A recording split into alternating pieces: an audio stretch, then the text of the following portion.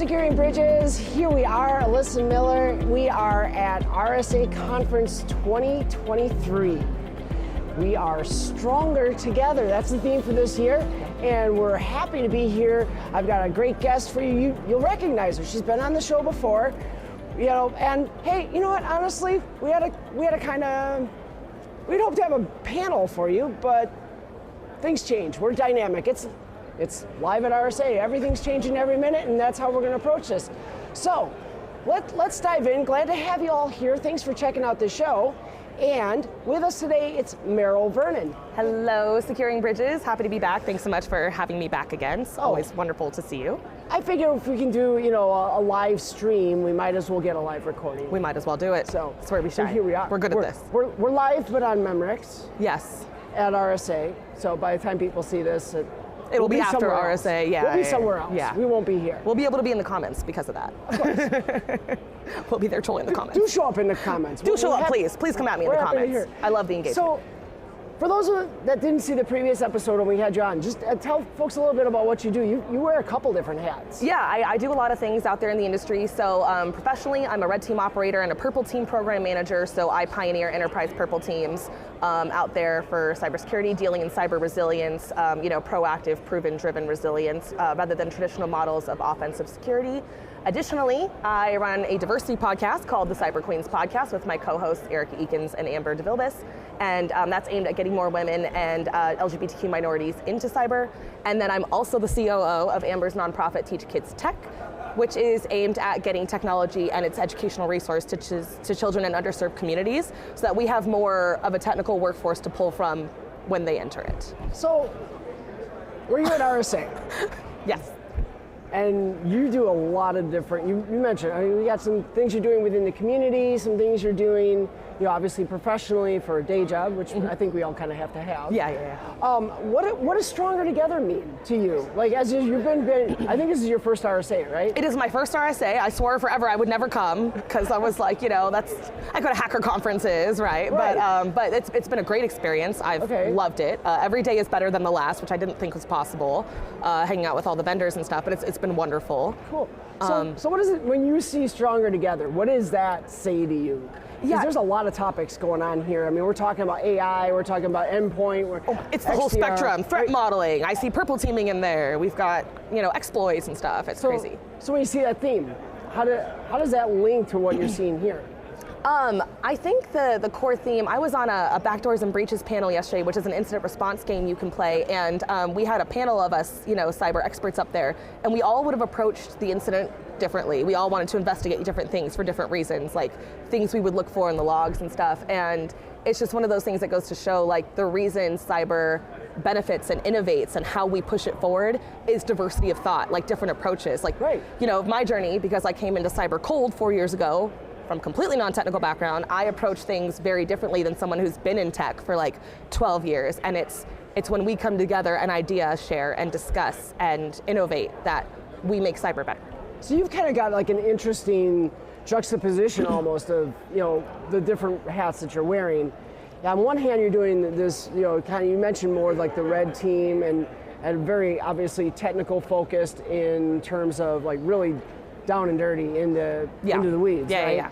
On the other hand, you're COO. Yes. So you're also sitting in an executive position. How does that, when you come here and you see, maybe a conference that is a little more targeted, kind of that latter persona, I guess, how does that kind of meld for you now? Because you've got kind of both those sides to what you're working through. Yeah, when people do ask me, what do you do? It's like, do I talk about Teach Kids Tech or do I talk about my day job, which is obviously the thing that, is one of my passions. But every single thing I'm involved in aligns with itself one way or another. Purple teaming is all about collaborative security. It's all about getting teams talking to each other that would normally be siloed from each other. And then you have, we have a diversity problem in cyber. We have a workforce shortage. So I'm like, how do I address that problem? I mid-career pivoted, but I think a lot of the people who are going to do that already have. So we looked to Gen Z. We're like, let's get more of them in here. And then we're looking to Alpha, and we're like, let's get more of them in here. So we just want to inspire as many people to try and be here as possible. And we're like, it's hard. It's a hard industry to learn and to make it in and to stay in. But when you try and we fail, we're learning. And when we try together, like, there are people to help, and that's that's how it all gets better. So do you find like new topics that are coming up? Like obviously here this week, as you would expect, ChatGPT, generative AI. Oh yeah. AI-driven this, AI-driven that. All the language models. It's all getting talked about everywhere, right? Yes. How does that help when there's something like kind of a hot topic like ChatGPT and it's getting all that press? Does that help in terms of like the people you're working with who you're trying to bring into the industry? Do you see that kind of energizes them or brings a new energy or a new perspective on things? Yeah, it does, because all of a sudden, so from my marketing days, from my former life, I'm still involved with a lot of marketing people and social media managers and stuff, and all of a sudden they're all AI experts. They're all like, if you're not using ChatGPT, here's what it is, here's how AI works, and machine learning. I'm like, the term machine learning? Like, because most non-industry people say AI. Right. So they're all like, if you're not out there using this, it's applicable to you. It's applicable to everybody. Medical wants to implement it.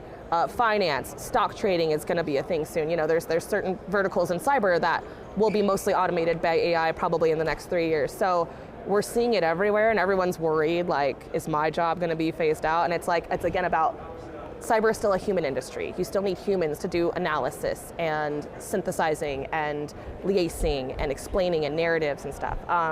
But all of a sudden everyone is taking an interest in cyber, and they're coming to me like, what are the ethics? Are you worried? Do you talk to it? Does it learn about you? And I'm like, yeah, it's like having Instagram.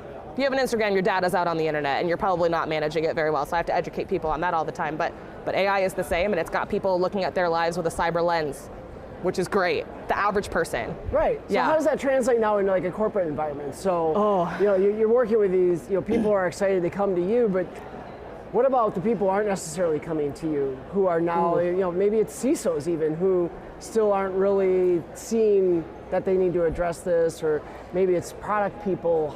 How does that translate in the corporate space? I think it's one of those things where we're not giving it enough consideration. Like you said something earlier that was really powerful.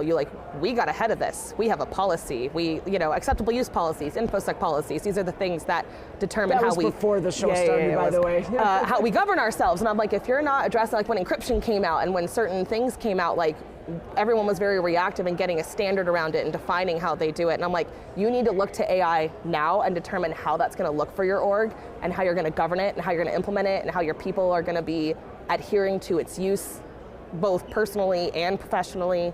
So we're going to see a lot of, I think, AI governance talks next year. What about the legalities? Have you seen anything? I don't know how much research you've done into it so far, but I'm looking at, the EU, for instance, is really talking it up, and they were already way down the road on some AI regulations. Good.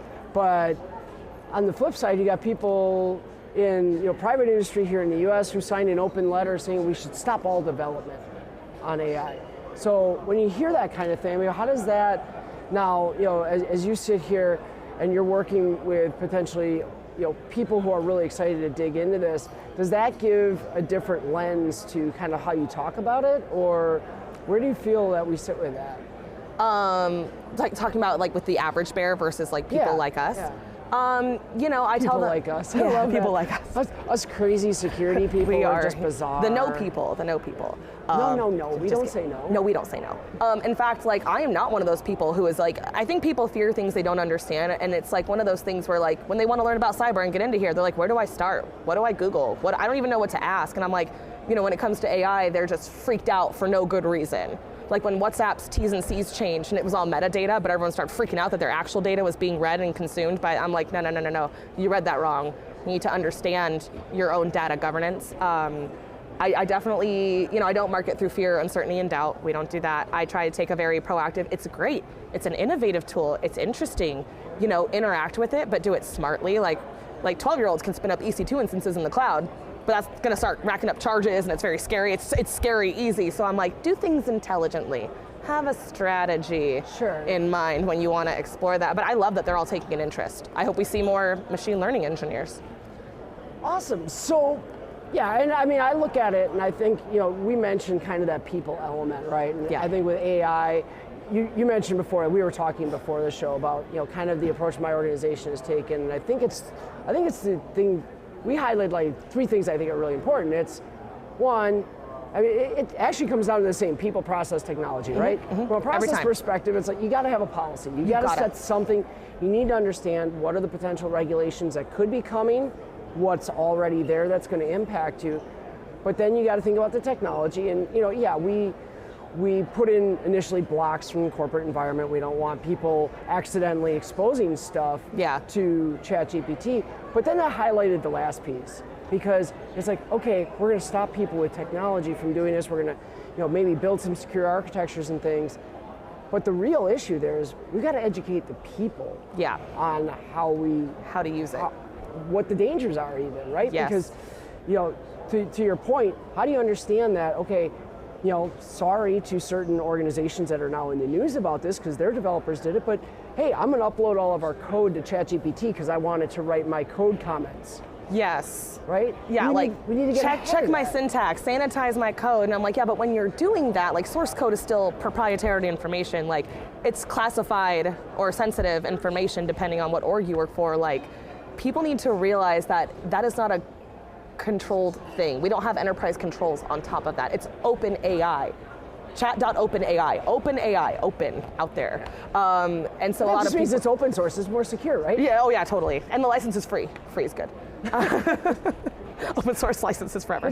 It's not free, trust me. It's not, nothing is free, nothing is free. But you're right, it's like, there's a secure way to go about it, and almost everything on that floor today, on that expo floor, is AI driven, and everything next gen now is AI driven behavioral analytics, AI driven EDR solutions, AI driven, workflow automations even. Like the AI will be like, hey, I recognize you do this a lot, you don't have a workflow, want me to build a workflow where every time someone books a podcast with you, it kicks off all these emails and books all these things. Could you write that, please? I could totally write that bot for you, absolutely. That'd be amazing. I'm gonna start doing it for Just tell ChatGPT to write it. Yeah, hey, ChatGPT, Alyssa needs something. But I mean, it's one of those things where that's not sensitive information, but like everything is gonna be, AI is gonna be integrated into our environment when we consume these vendor products.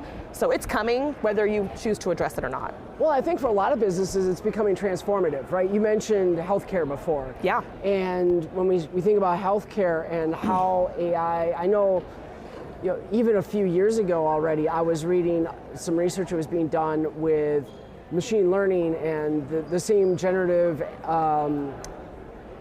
adversarial networks, that's it, that we use for deep fakes, we're also being leveraged to look at medical imaging. And a year before a typical doctor visually would recognize a tumor, these things were picking out tumors. Yeah. So it becomes kind of that conversation of, all right, I see the business value. I know this is going to change your business completely, so I want you to be able to adopt it. Yes. But we've got to do it in a secure fashion. Right. And I think that commentary is actually a little revolutionary for security people. Would you agree? It is, because normally we want to test it first, right? We want to test it and vet it and validate it and push it out slowly. Never take the update the day it comes out and never do it all at the same time, right? Make sure that you don't need to roll back configuration management, change management. But I do think that that's why we need to start setting aside environments where we can test its implementation, because it will be transformative and we're all going to lean on it very, very soon. And then you'll be left behind or you'll be ahead of the curve. And that's the key, right? Yeah. It's the left behind part that's going on right now, because you've got every business is rushing to implement this. And some may do it securely, some may not. Right. But if the ones who skip a step and jump right into it beat you to the market, that can be more damaging than even if you fail to implement it securely or something. Right. So when you look at that kind of problem, how do you kind of get ahead of that with those business folks then to say, hey, we've got to get in here, we want to make sure you get this going, but we want to make sure you do it in a way that's going to keep your customers' data safe, keep the company's IP safe in the case of a certain cell phone maker. Yeah. So how do you, if you were to approach that, what would you recommend to the audience out here?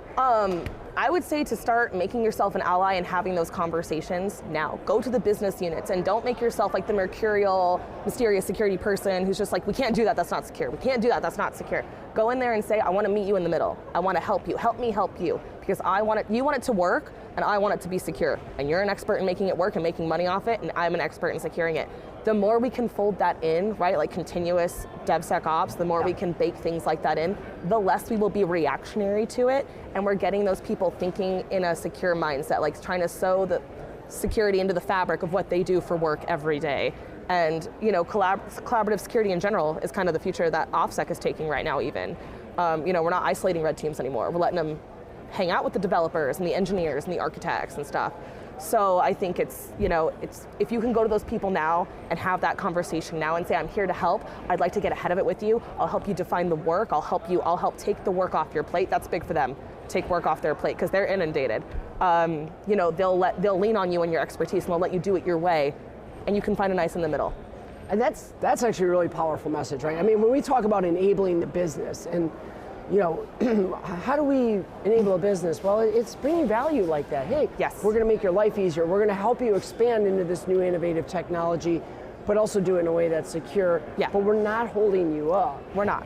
And so that's the thing I think has got to be top of mind for most CISOs these days. Yeah. But another thing that becomes very top of mind, of course, is the concept of staffing. Right. Oh yeah. And I know we've been in a kind of a state of flux right now. We've had a lot of movement in tech with mass layoffs, inorganic growth. And yet you still hear the conversations out here with business leaders, security leaders who are saying, I'm trying to fill this position, I can't find the right person, so you work in an organization that's trying to help someone. Actually, you kind of work in two organizations that are kind of help that. So let's dig into that a little bit, because I kind of want to understand a little bit more when we talk about Teach Tech in particular, what it is that, how you guys see that mission and how that ties into that conversation. Yeah, so when it comes to getting to, I think the reason we're having staffing issues is because CISOs are out here saying there's no one to hire, and everyone who needs a job is out here saying no one will give me a chance, no one will give me a job. I'm just going to say, take a chance on the person who wants to work in security and wants to help you secure, and let them just have a freaking shot. Let them just try. Your security is no worse off not having that position filled than letting someone new try it, so I just say try. That's fair, that's a fair point. And then when it comes to getting to the children, children are already out there, playing Fortnite and playing Minecraft, and they're on the internet with each other already. And when it comes to inspiring them to want to have technical jobs, a lot of us start out with those goals, like those STEM-oriented interests, biology and tech and stuff like that, and we have it talked out of us. Wow, that's really difficult. It's really hard to do that. Do you even understand it? We don't offer classes for that. When are you going to start? In college? You're going to graduate high school with no idea what you're doing, and we panic them right out of it into something a little more familiar and secure. So our research shows that if we don't inspire little girls specifically to want to work in tech or cyber, by the 4th grade, we lose them. Yeah. It's a much harder sell later on. So if we can inspire them to think it's cool and innovative and fun, and that they can really unlock their own potential in life, then that's our goal. So we have proprietary curriculum we're developing for the elementary, middle, and high school divisions. We have workshops we're going to host that we hope to scale this year. So we're looking for corporate sponsorship partners. If you want to sponsor Teaching 100 Kids Technology, we would love it. We're good with that. We would appreciate it, and the children would too, mostly the children. We're trying to solve our own workforce problem. I want you, when you're still a CISO 10 years from now, and you need people, I want you to have a pool of people to pull from who are capable, who love the industry, who have a passion for the subject, just like us, because again, that's how we're going to push it forward. And these children wouldn't normally have access to this education because their schools don't have STEM programs, they don't have the funding, they don't have the teachers with the expertise to teach it to them. So that's the hole that we're trying to fill. So what do you see as the biggest challenge then that you guys are trying to overcome right now? So you've got this mission, which is great, you understand the studies. Where are you challenged at the moment to just kind of, whether it's connect with those kids, to bring them in, is it more about awareness? What are the big challenges that you guys face organizationally? Organizationally, we have a lot of schools who are interested in partnering, but it's kind of like conducting a purple team exercise. I'm like, I need some of the blue teamers. They're like, well, they're all busy. We don't have time for that. I'm like, I know you don't have any time. You have to stop your actual job to help me with my exercise. But if you do that for a little bit, it will get a little easier when you go back. And we do that incrementally. So we're like, the teachers have so much they have to teach. More pressure on teachers to teach more. You still have the same length of school day. Kids' attention spans are all over the place. And we want to teach them cyber now. And they're like, great, who's doing that? And I'm like, we want to do it for you. But the other problem we have with the program is we can't just come in and do it one time, one day. We want to give them ongoing access to this and supportive resources to continue their education, continue access to practice and develop these skills, continually. So we need a lot of buy-in from the schools. We need to be able to teach a teacher and have that teacher take over a computer lab and be willing to mentor a dozen kids at their school into more tech education. So we need it more ongoing, we need to scale. So we're defining all of that right now, but that's the major challenge we face. So I've run into this a number of times that people, in fact, I was at the Scholars Dinner last night here at RSA. Oh, that and was fabulous. Had a college student come up to me and he asked me, hey, I don't have any pen testing experience, but I really want to get into cybersecurity, right? Yay! So you have these people who, how does that work then? Because I think we think of cybersecurity, a lot of, especially the lay person, if we will. Yeah. They think of cybersecurity, the first place they go is they think of pen testing. They think of, being a hacker, doing those things, which, okay, after my own heart, I'm a hacker too, But when you're trying to bring in like blue team concepts then for these kids, do you find that that's is it a shock to them? Does there like waning interest, or does that spark their curiosity as well? What do you see from them? Oh no, it totally does, because they're still like playing cops and robbers, right? Like they're still like very polarizing. They categorize things, big versus small, old versus new, good versus bad. So I'll be like, I have a computer. Someone wants to steal it, and they're like, oh no. And I'm like, how do we protect it? They're like, hide it. I'm like, that's a good idea. We'll hide it under this desk. Did that protect it? No. What do we do? How would you save your computer? And they're like, put a fence around it. I'm like, yes, a firewall. We could put a firewall around our computer. And these are very basic cons, not really how it works logically, but we're getting them interested in like, oh yeah, that's mine, and how do I fend off the bad guy? And I want to be like Captain America for my computer, and you teach them to be their own superhero for their own assets and data. I really dig this. That is awesome. Yeah. So what can someone like me, okay, maybe I don't have corporate dollars to sponsor you right now, but that's okay. Are there other things that people can do to kind of help that mission? Because I think this is another challenge that we see with staffing is no one wants to be the one to put money or time or effort into building that pipeline unless they know it's immediately going to have a return for them. Right. And this is definitely an investment in the future, right? This is not, hey, I'm going to do this thing and now I'm going to have, 30% more candidates that apply to my job. My 8-year-olds will not be hireable the same day, sadly. But so what are other things that people can do to kind of be a part of this, even if maybe they're not in a position to bring an organization on board to fund it? Yeah, if not, visibility is very key for us right now. We get more corporate partners, the more people are aware of the mission. And as many conversations as I have at RSA, I can't do it myself. We can't evangelize it ourselves. So, sharing, liking, subscribing content, getting the mission out there, sharing it with people who you think might find it aligning with their goals, organizational goals and interests. That's absolutely free and the best way you can support us. But also, if you want to get involved, we need program coordinators. We need people to come in and help us execute these workshops and develop this content. And graphic designers. We need tons of actual hands-on help. So if you have volunteer hour quotas, if you just want to give back to the next gen, if you just want to feel good about yourself, teach some kids, we are happy to have you, and we have a job for you. Please contact me directly on LinkedIn. There you go. So make sure the show notes include Maril's contact information too. But yeah, that's how you can help. Yeah. Awesome. So looking now, okay, we're day 3 of RSA. Right. And you've seen, I'm sure, lots of things. We talked about a lot that we saw down in the vendor halls and the talks and whatnot. Mm-hmm.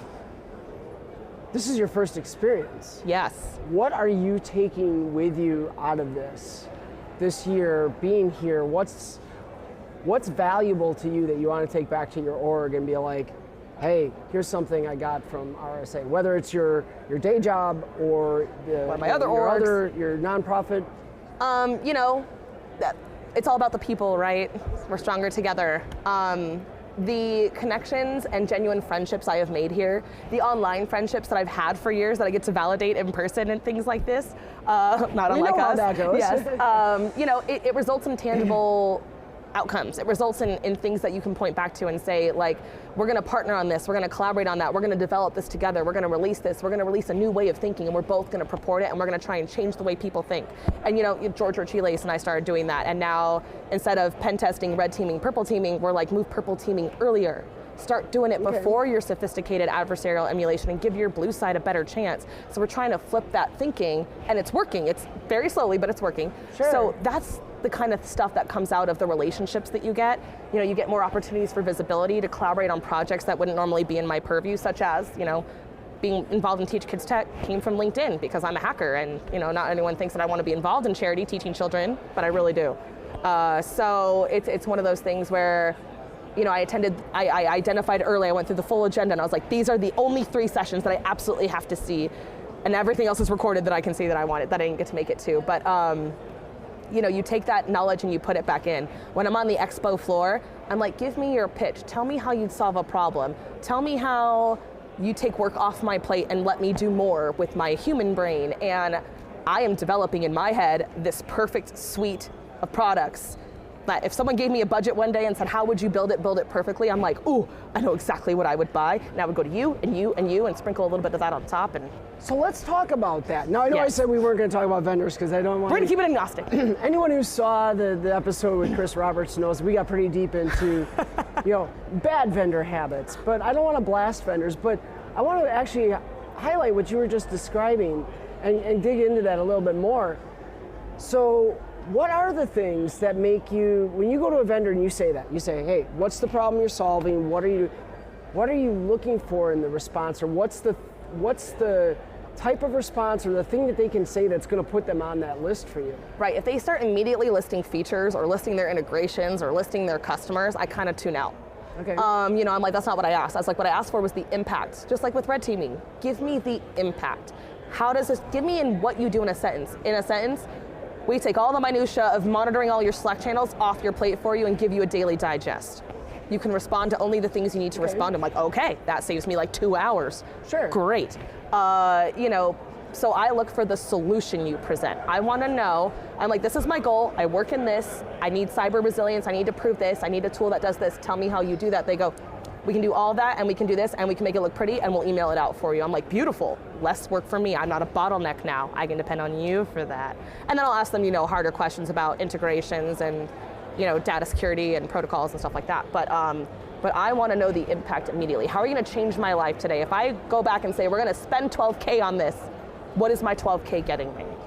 So what about, as you're walking through the hall, what even draws you into a particular vendor to even go have that discussion? There's a couple thousand vendors down there. I'm sure you're probably not going to go to every single vendor and have this conversation. Nope. So what what is it about a vendor's display or something like that you see that calls you in to say, I'm going to go talk to these folks. They're interesting to me. Right. We all have like the brands that we all prefer. So I went to a lot of their booths because I've never gotten to work with their product. I've never gotten to see your products. I could never buy it. So let me see it, let me play with it. And then now I'm a believer even more. And now hopefully I'll get it one day. But when I see a booth, honestly, I just look at the people. Are the people there engaged? Are the people there believing in what they're selling? Or are they like, hi, do you want to come check it out? And I'm like, would you want to come check it out? I don't know. But if they're engaged, if they're like, what do you do? If they're asking me questions about myself, because people love to talk about themselves. They're like, what problem are you trying to solve right now? I'm like, oh my God, I'm trying to solve this problem. I'm like, okay, that's your solution? Or we can try and help. Or we don't address that, but blah, blah. And I'm like, wow, you're so knowledgeable about, when I ask, I'm like, who's your direct competitor if you have one? I want to see what you say, and I want to see if you know how you compare and what makes you different. I'm always looking for the what makes you different angle. So okay. I'd have to say that's what sucks me in. So something that makes them either speak to a problem or shows how they're kind of different from their space. Because and the reason I ask this is I've worked that side. Right? Mm-hmm. I worked for a vendor, I worked for a reseller. I've been that person standing out in front of that booth. And it is a hard job. It is. Because you're trying to connect to these people who are walking by. There's just a sea of faces. So much to do. Yeah. A sea of faces. You're like, can I bug you? Can I stop you? Can I? Right. And you're trying to figure out, well, how do I broach this conversation? And I think, honestly, for me, when I walk through, that's one of the things I'm looking for, is someone who can actually, engage find with a way you. to make that first engagement. Yeah. And, and I know that that's a tough call. It's a hard thing to do. But if I stop and I look at your booth and I'm reading something, hi, do you understand what it is that we do? Or can I answer any questions for you? Mm-hmm. Or hey, can you tell me about, like you were saying, can you tell me a little bit about the problems you're facing regarding, XYZ buzzword thing that we do? Yeah.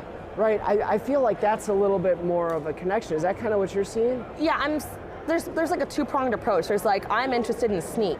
I've never heard of like, what is this? But everyone's talking about it. Like, I want to come, okay, can I answer questions? Can I tell you more? That's the, your product brought me here approach. But you stop me cold on the floor, you're like, oh my gosh, I love your nails. That'll work every time. You're like, and then we become quickie best friends about bonding over nails or something. And then I'm like, so tell me what you do. What do you guys do? You're like, oh, do you want to hear about the product too? But they're just focused on making a connection, not necessarily selling the product. I always say 90% of business happens when you're not talking about business. Like, yeah, so, absolutely. And so that's what I think the strategy should be. Because yeah, I mean, now to be fair, you will also get those people who are like me yesterday. I literally walked into a vendor's booth and said, can you please save me from your competitor?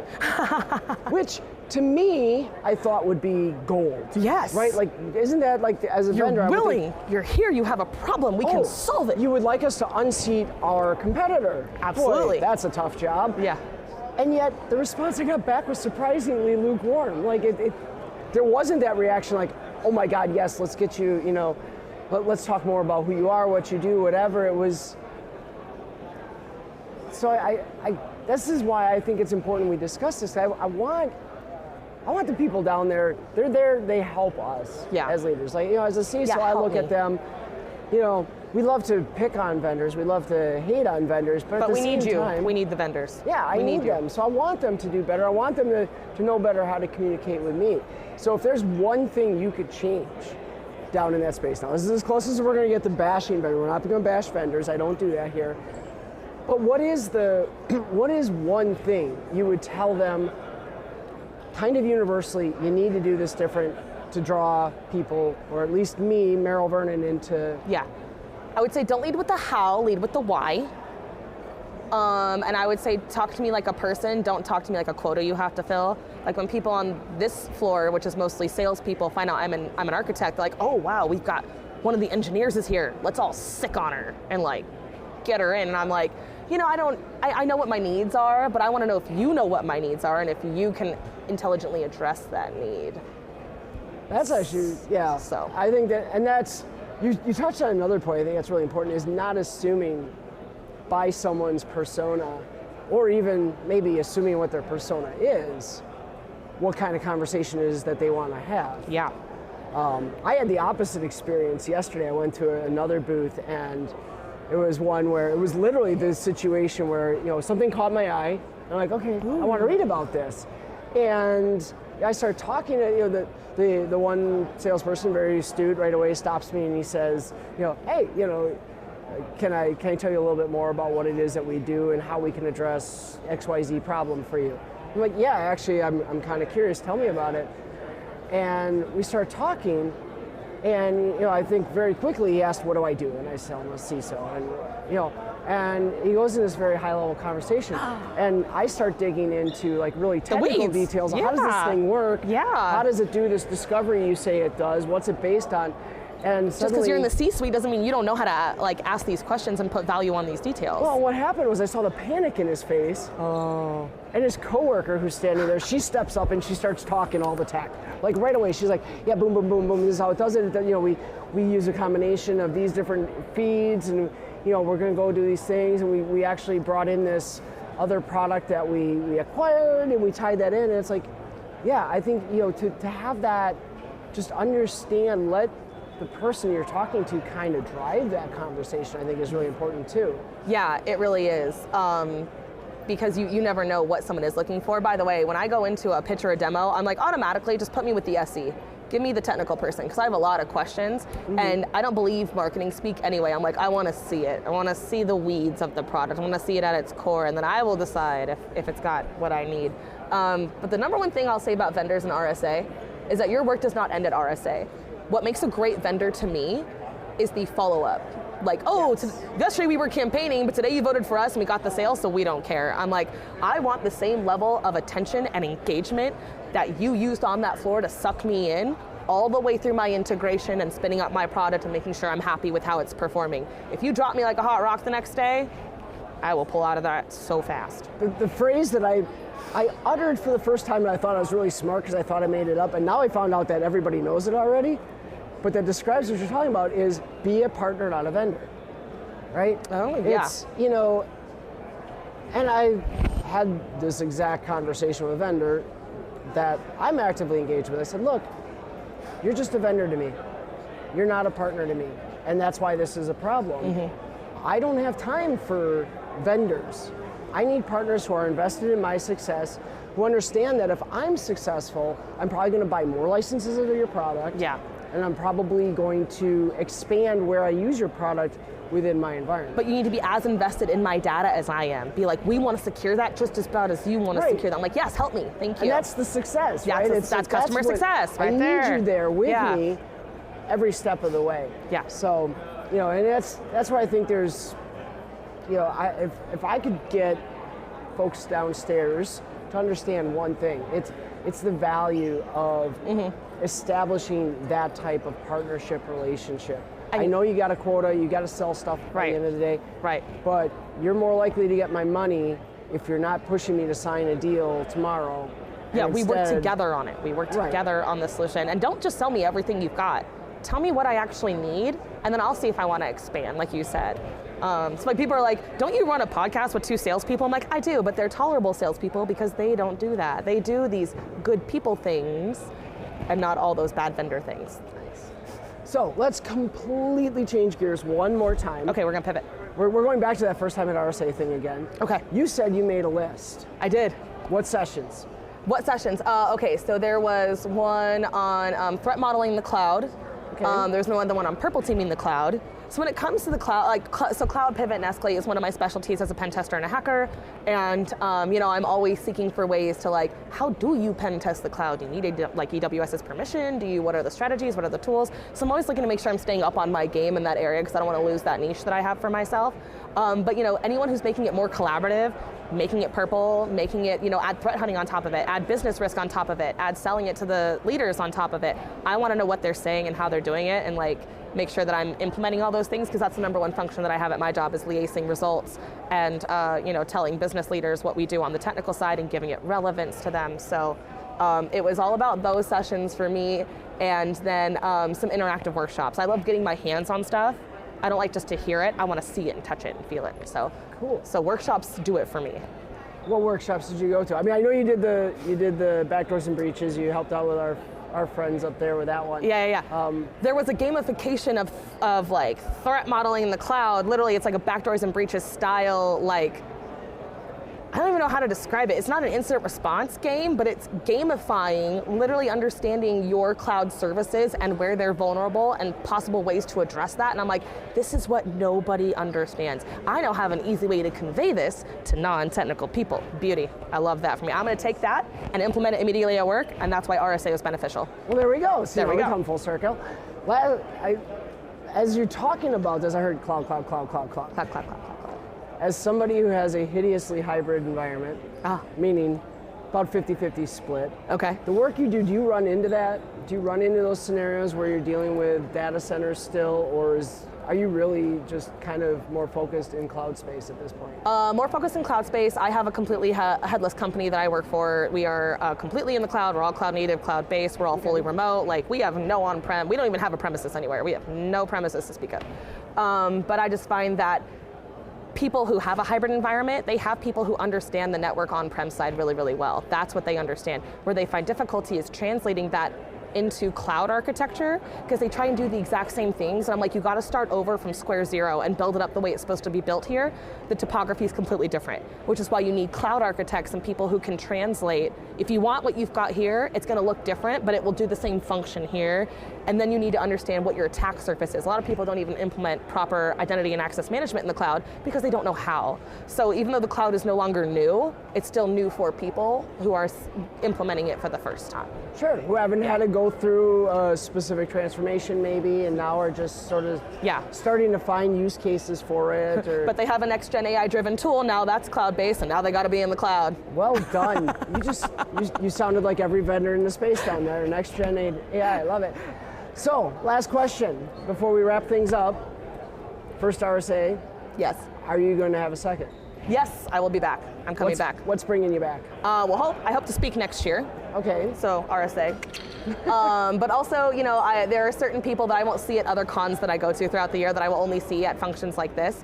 But it's got me really interested in like InfoSec world and like more like leader and vendor driven conferences like this, because I'm interested to see what they're talking about, what's important to them, what are you looking at, what are you building to address the problems you think we have? I want to know what all that is. Did we draw another hacker over to the dark side? Yeah, probably. That's what I'm kind of hearing. I know, everyone's like, you want to leave hacking and go into organizational leadership? And I'm like, yes. Because it's a blast. Because it's great. I love it. And we need it. You don't want to do it, I got to do it. I'm happy to do it. So yes, I will definitely be back. The friendships and the swag that I've gotten here is amazing. So yeah, but now you gotta get it all home. I'm gonna drive. Oh, well that's right. You live I don't live that far. Yeah. So RSA was decently convenient for me. So this is what I'm gonna do. I'm gonna go get all my swag today. I'm gonna give it all to you. I'll put it in my car. You can drive it home and I'll ship drive it it to home. me. That's perfect. Perfect. That's called process improvement right there, people. Yeah, it's problem solving. We just tabletopped that. Yeah, great. High five. Good job. Awesome. Well, Maril, thanks so much. I know this was kind of a pivot from our original plans, but it worked out really well. I think it was great. It was a great conversation, and thank you to all of you who are watching. Appreciate it. If you couldn't be here at RSA this year, hopefully we'll see you here next year. And remember, check us out on Wednesdays right here on ITSPmagazine for our next episode of Securing Bridges. For now, take care. From RSA, we'll see you later. Bye.